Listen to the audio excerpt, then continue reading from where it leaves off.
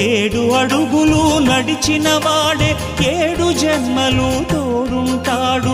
భర్తగా నిన్ను భరించువాడే బ్రతుకు దీపం వెలిగిస్తాడు.